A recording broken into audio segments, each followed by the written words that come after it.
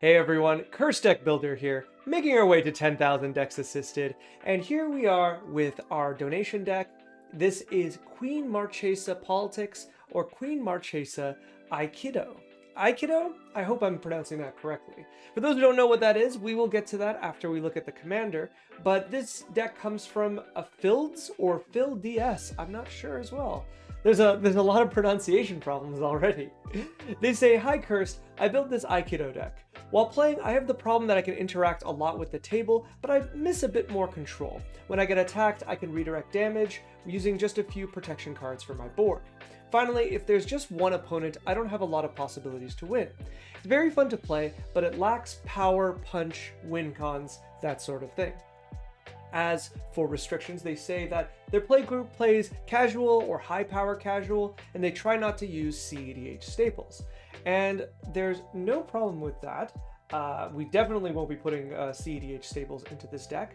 I have a lot of affection for Queen Marchesa. I'm sure I've brought it up before, but Queen Marchesa used to be one of my regular commanders. Brina has generally taken over her spot, but I have a lot of kinship here. This is very close to the kind of deck I used to build for Queen Marchesa, so I do have a lot to say. And I do have a lot to say on the terms of politics and how we play politics and how we play Queen Marchesa. So let's not wait too much, let's get right into it and see what Queen Marchesa does. If you'd like to take a look at the deck list we're talking about today, or if you'd like to submit your own deck list to me so that I can make a video assisting your deck, please check the video description down below. So who is Queen Marchesa, and why are they the commander for our Mardu Politics Aikido deck? And what is an Aikido deck? Well, let's start with Queen Marchesa. She's a 4-mana 3/3 haste death touch human assassin. She's 1 red, white, black, and she has 2 abilities. The first one saying that when she enters the battlefield, you become the monarch. Being the monarch means at the end of your turn, when you're the monarch, you draw a card, and if someone hits you with combat damage with a creature, they become the monarch. You give the monarchy to them. Then Queen Marchesa's second ability says, at the beginning of your upkeep, if an opponent is the monarch, create a 1/1 black assassin creature token with death touch and haste, presumably to get that monarchy back by sending a very disposable but very dangerous 1/1 at your opponent. Queen Marchesa has been seen in a lot of builds. Aikido is one of them, but generally I think nowadays I see a lot of assassin builds because of Assassin's Creed, but you can do a human deck, you could do like a +1/+1 counter deck. I've played her Reanimator, I've played her in so many ways. The main thing to take away from Queen Marchesa is that she's akin to a draw engine from your command zone, and I think that's particularly powerful for a color set that needs a bit of general power to it when going into different kind of strategies. I think of the other Mardu commanders, and almost all of them are specialized. Jan Jansen is artifacts. We've got the angel that cheats into play the demons, dragons, and angels, things like that. We even have that. We have a lot of legendary ones, and we have equipment ones. Everyone's specialized, but Queen Marchesa is just generally good. You can put her into basically any deck that runs these colors, and you'll have a pretty good experience. I've used her for aristocrats, and if you've seen my aristocrats tier list, I put her in a position where if you have to be better than her to break out in being a good commander, because the baseline of almost guaranteeing an extra draw every turn and 3 colors is really, really good. But here we're specifically talking about Aikido, and what is that? So from my understanding, it is a Japanese form of philosophy or martial arts. I should have Googled it a bit more, but I did look into it as a kind of self-defense oriented way of thinking. The goal is to control your opponents and, try to be non-violent, try not to, over exert yourself or put yourself in a vulnerable position by showing off how strong you are, not throwing your force around, just applying the right amount of pressure at the right amount of time. I believe this term comes from I'm gonna say a tapped out primer that I read when it came out, and I looked over it again today to see how relevant it is. And it's an interesting piece. I do probably disagree with it a lot more now that I'm a more seasoned player, but I think fundamentally it's a good place to start off with. The idea is you're going to use this deck politically to make your opponents do the work for you and try to be as invisible as possible with the decisions you make. A good kind of card that exemplifies this is a card like Council's Judgment. You play Council's Judgment, and you're kind of trying to get 4 permanents off the battlefield. That's a situation where you benefit the most, right? Where each player picks a different permanent that you don't control, and they all tie, and therefore you exile 4 permanents. But this sometimes doesn't happen, and then all your opponents pick 1 permanent, and you don't really get what you want. However, when it does work out and all your opponents do pick a permanent, they kind of blame each other, or they feel like it was value neutral because everyone lost something. But it's not true because you had the most to gain from it. So like, it's a bit of mind games, it's about like laying low, and you do need to have that light touch to kind of make it work.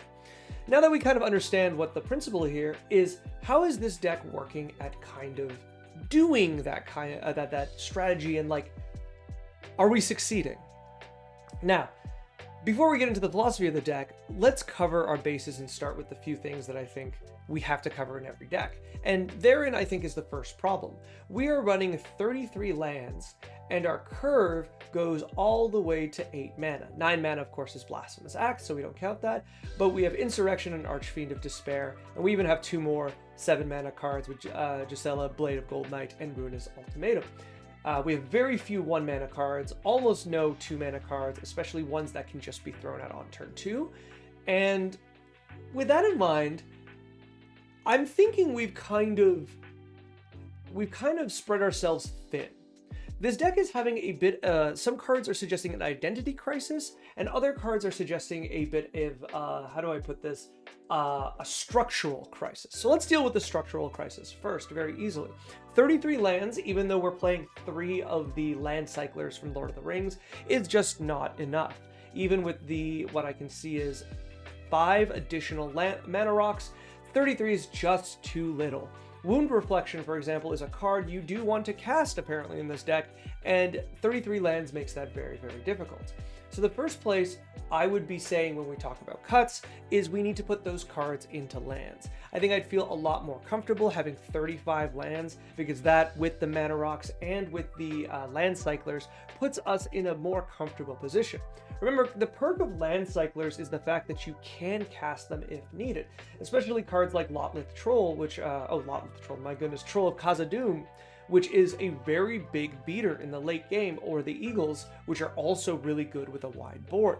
So with that in mind, you know, we don't want to consider them only lands. This isn't like a 60 card format. We're not playing Reanimator. We're not pulling them out of the graveyard. We're kind of using them fairly. So their value is a little less than a full land. I think I would consider them to be like a third of a land personally, but I think you could make the argument for half a land. So that's a bit of a structural thing. It's noticeable too that a lot of this deck is built off reaction and setup. And a lot of the setup is at the 3 or 4 mana level, and a lot of the reaction is also at the 3 and higher, level. Like, our board clears range from 4 to 7 mana. Our reaction protection spells go up to Ink Shield at 5 mana. We're not playing like Holy Day for Fog or anything like that. Like, everything is high mana, so we're really taxing ourselves on our ability to use our mana proactively. And meanwhile, our kind of like not just win conditions, but our setups like Timna the Weaver, Brina's in here too, and like even Shattuck's Silverquill, cards that we put out there and we start gaining advantage from in order to win, are also a lot of mana. So we're spending a lot of the early game doing nothing, ideally hoping for mana rocks, and then we're going to reactively play to what our opponents kind of put out there. So that's the structural problem of the deck. The kind of strategy problem is that we have cards that don't work together. So let's go over a few of the setup cards that I've pointed out here. Timna the Weaver, Brina the Demagogue. Both of these cards are cards that very much so benefit from us being incredibly aggressive and also having multiple attackers. Now, Brina is nice here because she also leans into the political half of the deck where we are encouraging our opponents to hit each other, but Tymna, on the other hand, does not do that. She just works for us. Usually the third one I want to see here is Gix, because Gix also is both encouraging our opponents to attack each other, but also works for more wide attacks to draw cards, but Gix isn't here. So we have these cards that kind of benefit us from attacking, and then my question is going to be, what are we attacking with, right? Our first two creatures on our list, Flump is a defender, and Humble Defector is a card we give to our opponents to draw cards. So with that in mind, what are we attacking with? Like, I guess the 1/1 tokens we build off of Queen Marchesa, but that's very, very slow. That requires Tymna or Brina out. Queen Marchesa comes out the next turn, and yes, if we have a good attack, we can draw a card, but if we don't, we can just kind of hold her up, lose the monarchy on purpose, create a 1/1 attack with what you do. Do you see what I mean here? Like, it's very clunky to take advantage of these very powerful cards. Likewise, we can see this again in cards like Gisela, Blade of Gold Knight. This is an incredibly powerful damage doubler on your side and damage haver on the other. She is very, very strong, but we just do not have the creatures to really take advantage of it. Don't get me wrong, the political aspect of playing Gisela and having your opponents attack each other, dealing double damage to each other, is really, really good. But you're now depending on your opponents to do it, right? We just don't have the bodies to really back it up. Likewise, cards like Massacre Worm, or to an extent even Ruinous Ultimatum, that are here to kind of set up a very powerful attack on your turn. Either, preemptively you Ruinous Ultimatum and then you get a free attack on your opponents, or retroactively, where you attack, your opponents make blocks, and then second main phase you put out Massacre Worm, taking advantage of all their damaged creatures, wiping their board almost completely, right? But we don't have that backup. Like, we don't have the means to do this. So with that in mind, a lot of my suggestions are going to be what I think are like kind of core cards that will help you no matter what direction you go with the deck. And I think that's going to be the biggest thing to pick, is what direction the deck needs to go in. Either you should be going full politics, wherein this sorcery instant area needs to grow and needs to be more efficient. Well, it probably needs to be more efficient anyways, but I mean, generally when we are talking about prison decks, enchantments, sorceries, and instants are the bread and butter. Creatures get less and less powerful because you don't really care to attack with them, and are more there for their static abilities, but are also more vulnerable because of their static abilities. More vulnerable as creatures because your opponents can, kill them, and your board wipes get worse. So that's option one. Cut down this area. I'm going to try to point, and then add to that area. I can't point that well. Now, on the other side, if you want to be more impactful, you want to be more in the game, and want to be attacking every turn, then you need to go up on creatures. You need to put in a lot more 1 and 2 mana creatures. Even if the creatures aren't necessarily creatures you'll attack with, like Wall of Omens and things like that, just having a higher density of creatures is going to do a big service to you. But what are we going to cut to do this? So let's look at cards, and let's look at what we're going to cut. And I'm going to go backwards from enchantments to planeswalkers, just because I kind of feel like it. I also want to hit high mana cards. So Wound Reflection, I think, is the first and the easiest card that I want to cut. Gisela, Blade of Gold Knight, is way better at doing this. Even Archfiend of Despair, which is just Wound Reflection on a creature, is better because it is a creature and also prevents life gain. And both of these cards can be cheated out into play. Not that we're playing anything that would do that, but if we wanted to play, for example, Reanimate or any other form of like reanimation, that would be the way we could do that. Whereas Wound Reflection is a lot harder to get out, and we're fairly casting this card for 6 mana. So I think it's an easy cut. Too much mana, not an effect we need multiple of. We're really not pressuring our opponents in life totals, and we're depending on our opponents to do most of the work. Red of the Raging Storm is great. I'm not going to go over every card here, but I did want to take a moment because this is one of my favorite cards in these kind of archetypes, and I wanted to say good job, put it in. It's very, very strong. Looking at 4 mana, we have both Court of Ambition and Court of Grace. And I recognize how both of these cards are strong, but they are kind of the antithesis of what Aikido wants you to do. Remember, the kind of principle of these decks is to kind of minimize your threat level as much as possible and keep your opponents kind of guessing at what you're going to do. Now, Monarchy as a mechanic already has some tension with it because your opponents are reminded of how much they're going to benefit by attacking you when you have the Monarchy. So there's already that pressure here. Going harder into it with Court of Ambition and Court of Grace, I think, is a problem. Not only do your opponents have even more of an incentive to knock Monarch out of you, both of these cards are extremely visible cards. What do I mean by that? Court of Ambition, just by itself, not only forces your opponents to make a choice, whether they discard a card or lose 3 life, it happens every upkeep, and they all have to make a choice. I don't know if you've heard this before. I think this is a good thing to bring up here, because I think it's very much so the problem when you want to play Aikido, but you don't really know what how to do it. A good way to ensure that your opponents do not pay attention to you is not to annoy them. And I know that sounds silly and straightforward, but I play Esper Sentinel, I play Smothering Tithe. These are cards I really, really like. And these cards bug my opponents because I am asking them about triggers every turn, and sometimes more than that when they cast spells or draw cards on other people's turns, right? And that means, literally, I am talking during their turn almost every turn. Now, I talk a lot, so that's normal, but it does remind them to hate my deck and hate what I'm doing, right?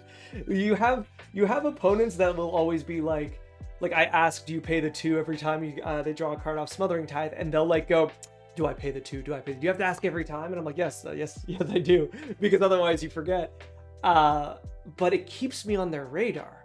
So Court of Ambitions, hey, each of you need to make a decision right now. Not only does it annoy your opponents because you need to talk on your upkeep to the whole table and ask them a question they need to use mental energy to kind of fill out, it also almost incentivizes your opponents to work together because it's a question you ask to the other 3 of them about something that doesn't negatively affect you. I may have gone too much on this tangent, but I think if you understand what I'm getting at and how to keep your power level low and how not to annoy your opponents, you understand why Court of Ambition and to an extent Court of Grace are the kind of cards you actually do not want. Court of Grace, I think, is particularly worse with very, very low lows and very high highs. Getting a 1/1 spirit per turn is awful. At 4 mana, getting a 4/4 angel for free is much better, but still not that great, especially when that attacker, right, that 4/4 comes out and your opponents go, they just got a 4/4 for free, we need to keep Monarch off them, right? I know the principle is the 4/4 angel protects from you losing the Monarch, but still, there's something to it. Repercussion is also a card I don't quite get. This belongs in the much more controlling variant of the deck where you have much, much fewer creatures, because I understand the functional power of it with Blasphemous Act, but I also understand what happens when you have to use Blasphemous Act repercussion and you have creatures in play. Why would you want to open yourself up to that vulnerability as well, right? So something like that, especially once again with Arc Bond, I feel like you're looking for trouble, right? You're playing these 4-ish cards together and all of them are pouring gasoline on the battlefield at your feet. And the idea is I'm the one who lights the match. Everything's going to be okay. That's not necessarily true. Your opponents can take advantage of this and do tremendous damage to you out of nowhere, and you've done nothing but help them. So Repercussion is a card that I think belongs in a dedicated kind of damage reflection deck and not so much what we're doing here. If it did only to our opponents, that would be fine. Ghoulish Impetus is fine. I think it's a strong card. I like that it goads things. 3 mana is a lot, but I'm not going to be too hard on it. Going straight to Underworld Breach, this card is the most confusing one of the deck. I think fundamentally does not belong in this deck. Though we have fetch lands, we just do not have enough self-mill, self-discard. rummaging, anything like that to fill up our graveyard to use it correctly. But even beyond that, what are we escaping? We can't, the main idea of Underworld Breach is to escape more than 3 spells at a time. But if we're using it as quote unquote like a Snapcaster Mage or a flashback enabler, yeah, I guess we can cast Underworld Breach and then, I don't know, Chain Reaction or Farewell. It's a tremendous amount of mana to get another board clear out, but I don't really think that's worth it. I'd rather you just play another board clear or removal spell, or the better removal spells such as Lightning Bolt, Path to Exile, Swords to Plowshares, Dismember, cards like this that you're going to really benefit from, gaining that ability to cast them because they're very, very low mana. But that being said, it's the same mana cost, right? Yeah, so it's the same mana cost, so yes, Dismember would work from the graveyard. Looking at our artifacts, I think our artifacts are fine, no problems here. Instance, I've already just said how I'm feeling generally, where all of these cards are just a little too much mana for what it is. Teferi's Protection is incredibly powerful, but like amidst the rest of these, like it's just not great. I'd rather this be I'd rather reduce the mana cost on the rest of them. Anguish Unmaking, I guess it's fine that it hits everything, but I just want Swords to Plowshares and Lightning Bolts. Can we get those in there? For sure. Insurrection, I think, is your main win condition in the deck as I see now. I think that's cute. I think that's fine. I think it doesn't work as well with all the board clears that you're winning because it feels like you're kind of undoing the work you need to do to get this off the ground because you're constantly wiping the board.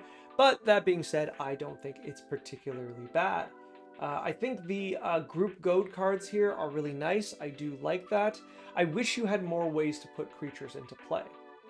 Looking at your creatures, especially on the higher side, cards like Clackbridge Troll, very, very strange to me. I just think fundamentally it doesn't work for what you want it to, and I guess you're gaining the advantage of 3 life and drawing a card every turn as your opponents make strategic sacrifices to keep the troll down.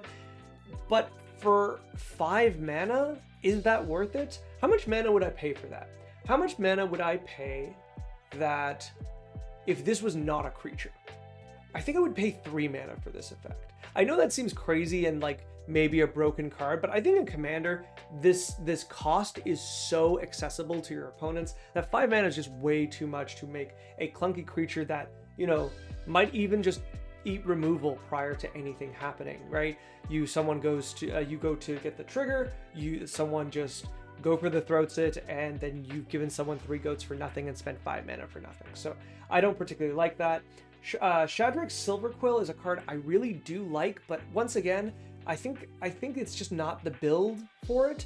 This last text here, target player puts a +1/+1 counter on each creature they control, is really, really good, both against opponents with no creatures, but especially on your board. But this deck just doesn't have the board to take advantage of that. So generally what you're more likely to be doing is start building a board with a 2/1, giving an opponent +1/+1 counters, or occasionally drawing a card. But still, that's a lot of work for a creature that's 5 mana as a 2/5 double strike. I just think if this was the only 5-drop, perhaps I would feel a little better about it, but it's holding ground with a lot of other cards that I think it should be able to beat. Calculating Lich, again, if you had an army of little creatures, I would really like it, but at the moment I don't. This is partially why I want to suggest for you to build Queen Marchesa with a lot of creatures that go wide. You can still play the political game. You can still play Aikido, where you're building an army of creatures that are more defensively orientated. And then in the late game, you start dropping cards like Calculating Lich and Gisela, Blade of Gold Knight, and Archfiend of Despair, and then turning all of the creatures you attacked with, the army you've been building, into an attacking force. Because having a bunch of hate bears or 2/2s for 2 generally is the myth about them. So having a bunch of 2/2s isn't threatening to your opponents, but when you use cards like the Calculating Lich, like Gisela, you find ways to turn them into very big threats. Even Shadrix helps on that. Brash Taunter, I think, is clunky. I don't particularly like it. going to Life of the Party. This is one of those cards that I think I get why you feel that when it's one-on-one you're going to lose, because you just can't maintain the pressure and all your goad cards just start coming back at you. So a little heartbreaking, but a very cool card. Once again though, look at that text, that this creature gets stronger with the number of creatures you control. I want you to play tokens, I want you to go wide. And that's generally where I'm going to end it. Eternal Wanderer I think is fine. Let's go into additions. We've got quite a bit of time. I'd like to go into some additions to just start this deck off and just try to give you some ideas of where you want to go. I don't have that many because I do need you to pick a direction to go into. And you know, the hard control variant is very different from what you have. And I know you were feeling like you wanted more control, but unless we fundamentally change the deck, I don't think you can get that so easily. So I need like more of the direction, like we need to take all the creatures out kind of control, and I'm into that. But let's look at the kind of creatures I want to add. I want to start by adding Knight of the White Orchid and its cousin, Loyal Warhound. A part of me wants ramp in this deck, and the land ramp is always better than mana rocks because of the vulnerability to them, and you know, they can be destroyed just by accident. But also, both of these cards are cards that help you catch up, so you have an opponent that's ahead of you and you get to take advantage of it, and it doesn't seem like you're getting out of control because you're like, well, someone's ahead of me, I'm just catching up. And they're both creatures, which means once again they fundamentally work really well in our deck to keep Monarch, to get Monarch, to just have a nice defensive grid. Loyal Warhound, of course, Vigilance is a very cool ability on it, but Knight of the White Orchid with First Strike is also a very good attacker and blocker. Going forward, I've been saying this a lot whenever I see black. If you want to draw cards, Dark Confidant is your man.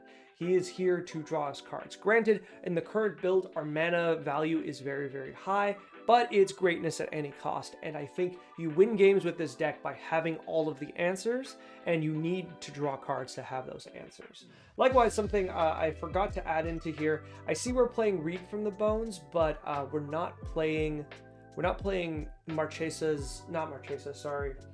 We're not playing Rowan's Grim Search, which is the superior one at instant speed and works with the assassin tokens that we generate. And I think that is much, much better.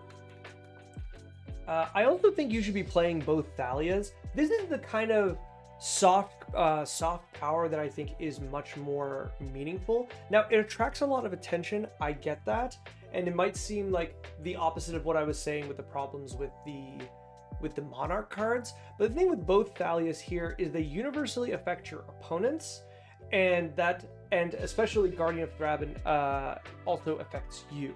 So it just becomes this generic kind of holding pattern that your opponents are willing to put up with, because for them, 2 of their other opponents are affected by these cards too, 3 with the first Thalia, and generally that's good enough for them to kind of ignore it. Thalia also has a very, very powerful ability where you don't get to see her full effect. Imagine this. Imagine that there's a board that needs to be cleared. I have, you know, Farewell, a terrible 6 mana board wipe, and I am on 6 mana, and I'm not drawing another land card, but I have Thalia out, like my opponent has Thalia out, so turn after turn, a board wipe doesn't happen because of Thalia. However, my opponents don't know I have Farewell in my hand, unless I'm complaining. Generally, that information is hidden. So, as the Thalia player, and as your other opponents, you don't get to see the real power of Thalia until it's too late, right? Until that player's knocked out, or you talk about it later, or Thalia is removed and immediately Farewell comes down. So because of that, you get to kind of have this invisible power, and that is a lot of advantage that no one sees and doesn't attract additional attention to you. Likewise, Thalia tends to punish decks that are using fetch lands, decks that are very dependent on non-basic lands, and generally nobody seems to mind when those decks are punished. So both of these, I think, very strong additions. Once again, also creatures to push us towards more of that creature base and that kind of build that allows us to have these creatures out and in a pinch turn them into attackers.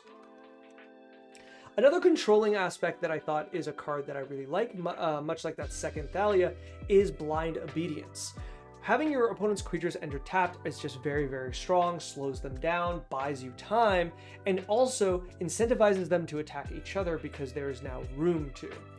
The Extort, of course, is some life gain that I think the deck is sorely missing and can make a lot of your smaller spells or later, big turns where you just drop a board wipe and nothing else, at least gain you a little bit of life each time.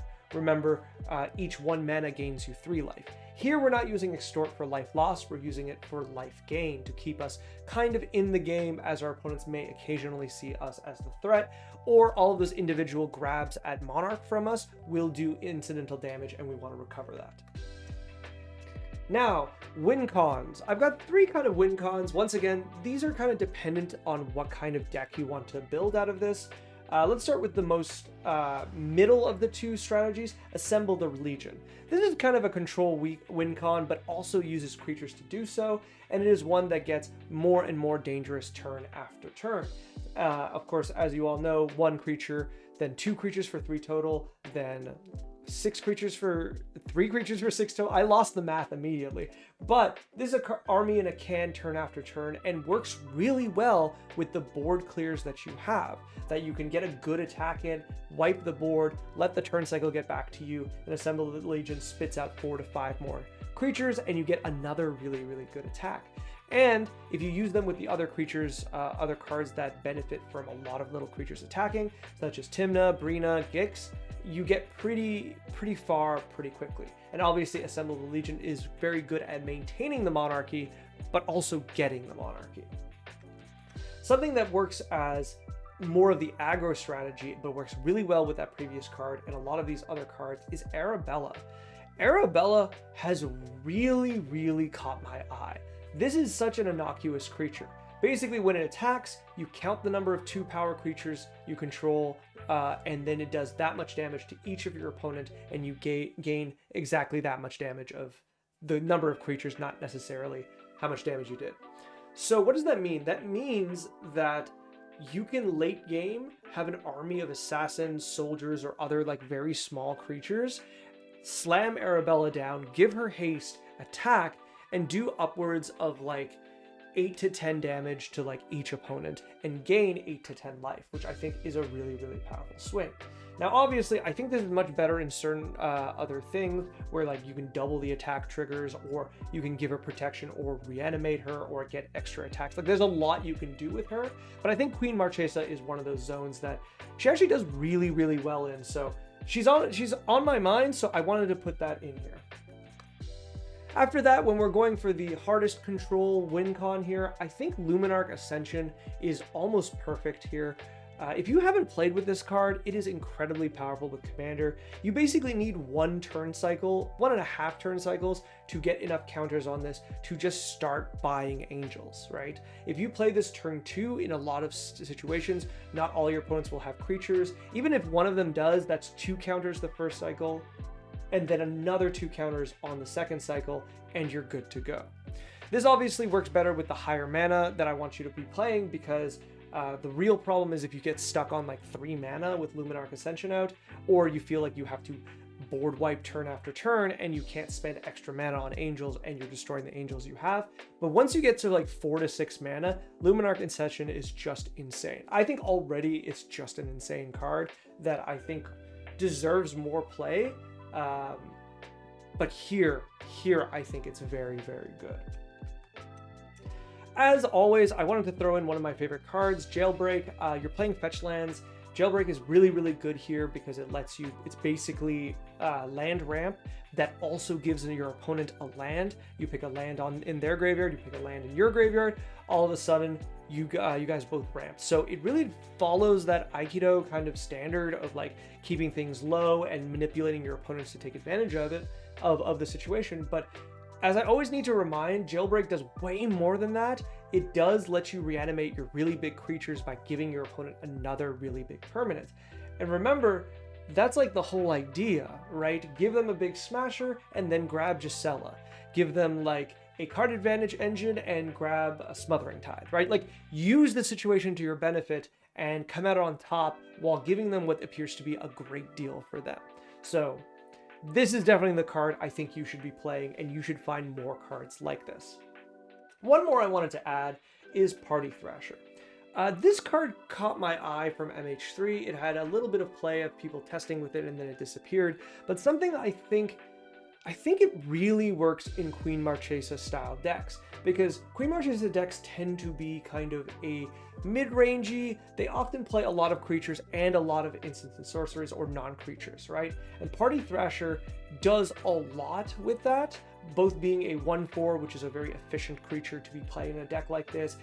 They attack for Monarch really, really easily, and giving the non-creature spells that you exile with a Convoke. Convoke works really well with these creatures, but what I really like about it specifically is Party Thrasher turns the one Monarchy card you get from Marchesa into 2 cards when you discard a card, right? Those 2 cards, you pick one of them and you can cast that, but it's really, really interesting that like it lets you leverage that one card further. And if you're not getting that extra card for if you just put Party Thrasher out, you're still probably willing to discard the worst card of your hand for the ability to dig too deep to find something better. That's something I think is important, and honestly, I think it's worth testing. And those are my thoughts on the deck. I really like it. I see where it's going and I see what it's trying to be. I think the structural problems of the land count being too low and the mana curve being kind of all over the place right now, with a lot of the good setup cards and reactive cards being sharing like the mana cost zone, I think that's a bit of a problem, but very, very easy to fix. I think once again, if the deck can kind of find its identity a little stronger, I think it'll be in a good place and we'll have a lot of directions to go in.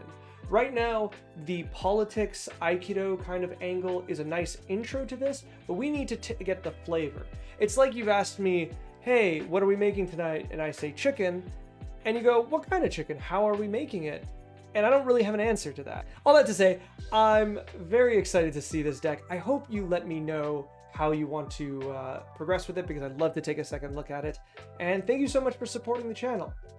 Thank you so much for watching. This video is brought to you by viewers like you and people on my Patreon. If you'd like to send me another draft of this deck, or any deck, there is a link in the video description down below. And if you'd like to make your deck one of my donation decks I work on, there's a link there too. Finally, if you'd like to like, comment, subscribe, I would be very appreciative. It helps the channel quite a bit. Thank you, and good luck in brewing and building.